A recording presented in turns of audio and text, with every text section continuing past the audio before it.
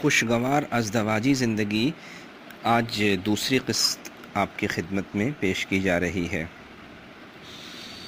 گھروں میں کوشش کرنی چاہیے کہ بیوی کو علیحدہ رکھا جائے، اس کا روم کم سے کم علیحدہ ہو، اور پوری کوشش کرنی چاہیے کہ کچن الگ ہو۔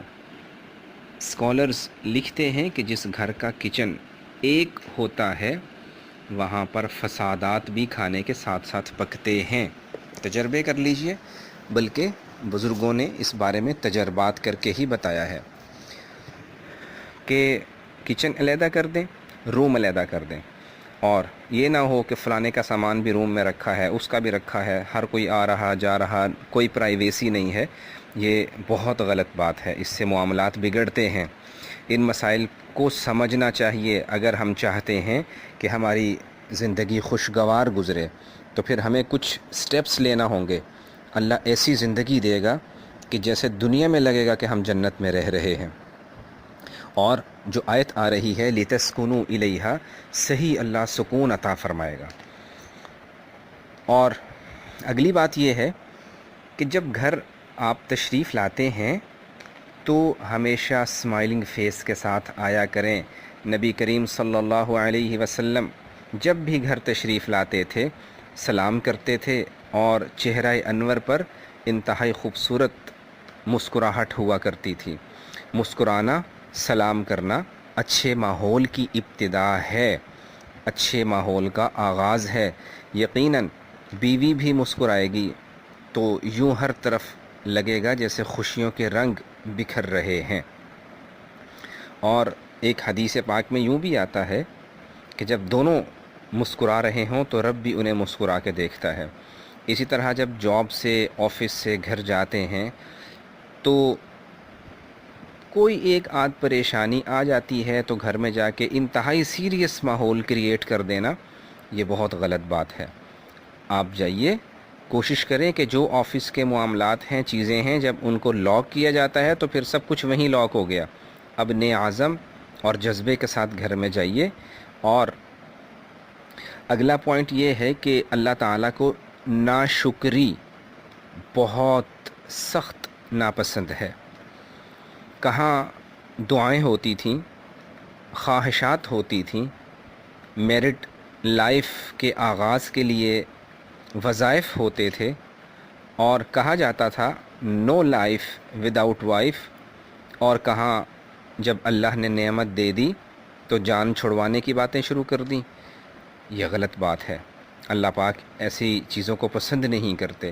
معاملات کو سلجھانے کی بات کرتے ہیں، سلجھاؤ کی طرف لے کے جاتے ہیں، اور جھگڑے، فساد، اونچی آواز میں بات کرنا یہ اللہ تعالیٰ کی نعمتوں کی ناقدری بھی ہے، ناشکری بھی ہے۔ اس کو اوائڈ کرنا چاہیے۔ اور شوہر حضرات یہ سمجھتے ہیں کہ فلاں موقع پر بیوی کو یوں کرنا چاہیے تھا، فلاں موقع پہ یہ کرنا چاہیے تھا، یہ نہیں کیا، وہ نہیں کیا۔ ایک بات ذہن میں رکھیے، حقائق ہوتے ہیں، فیکٹ از فیکٹ، کہ مرد ہر قسم کا ماحول فیس کرنے کی صلاحیت رکھتے ہیں۔ باہر آتے جاتے، ٹائم پاس کرتے، دوستوں میں اٹھتے بیٹھتے، اور پبلک ڈیلنگ سب کچھ کرتے ہیں۔ اتنا تجربہ رکھنے کے باوجود بعض اوقات ہر قسم کے حالات سے انہیں نپٹنا نہیں آتا، فیس کرنا نہیں آتا، تو بیوی سے کیسے توقع رکھتے ہیں کہ وہ ہر قسم کے حالات کو صحیح طرح فیس کرنے کی صلاحیت سے مالا مال ہونی چاہیے؟ یہ چیز ضرور اپنے مائنڈ میں ہو کہ غلطیاں ہو ہی جاتی ہیں، انسان ہے۔ رہا یہ مسئلہ کہ کیوں ہوتی ہیں، تو ذہن میں لے آئیے کہ غلطیوں سے پاک دنیا کا کوئی انسان نہیں ہے، ہر ایک سے کچھ نہ کچھ ہو جاتی ہیں۔ تو معافی تلافی کے راستے کھلے ہونے چاہیے، دل بڑا ہونا چاہیے۔ اسی طرح سے بعض اوقات بیگم صاحبہ کال کر دیتی ہیں، آفس ٹائم میں کال کر دیتی ہیں۔ اب انسان کو بڑی ڈسٹربنس فیل ہو رہی ہے کہ یہ میری جاسوسی میں لگی رہتی ہے، یہ فلاں ہے، مناسب نہیں ہے۔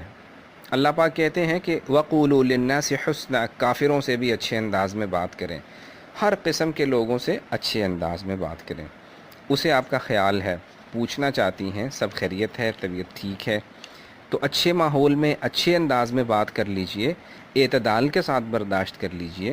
ٹھیک ہے بتا دیں کہ لمبی چوڑی بات نہیں ہو سکتی، لیکن اچھے انداز میں تو انسان کہہ سکتا ہے، اس میں ایسی فیل کرنے والی کوئی بات نہیں ہے۔ اور اگر کبھی آپ کو پتہ ہے کہ میں لیٹ ہو جاؤں گا، ٹریفک زیادہ ہے، تو گھر پر ایک کال کر کے انفارم کر دیں، کیونکہ انتظار کرنا انتہائی شدید اذیت سے بندے کو دوچار کر دیتا ہے۔ تو جو گھر میں بیٹھ کے صبح سے رات تک کے انتظار میں بیٹھی ہوئی ہیں کہ آئیں گے تو کوئی بات کریں گے، اب بندہ لیٹ بھی ہو رہا ہے یا دوستوں میں بیٹھا ہوا ہے، اسے فکر ہی نہیں ہے، یہ بہت ہی زیادہ غلط بات ہے، بہت زیادہ۔ ایک کال کر کے گھر میں ضرور انفارم کر دیجئے کہ مجھے تاخیر ہو جائے گی۔ کسی کو تکلیف دینا انسان کے نیک اعمال کو برباد کر کے رکھ دیتا ہے۔ اور ایک حدیث یاد رکھنی ہے کہ جس نے کسی کو تکلیف دی اس نے محمد کو تکلیف دی صلی اللہ علیہ وسلم۔ اس حدیث کو یاد رکھیے گا۔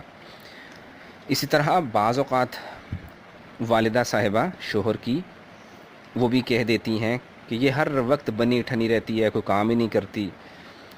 تو شوہر کو یاد رکھنا چاہیے کہ ایک وقت تھا جب ان کی والدہ صاحبہ بھی جوان تھیں، اور آج اگر ان کی والدہ صاحبہ جوان ہوتی، بیوی کی ایج فیلو ہوتی، تو وہ بھی یہی کام کر رہی ہوتی۔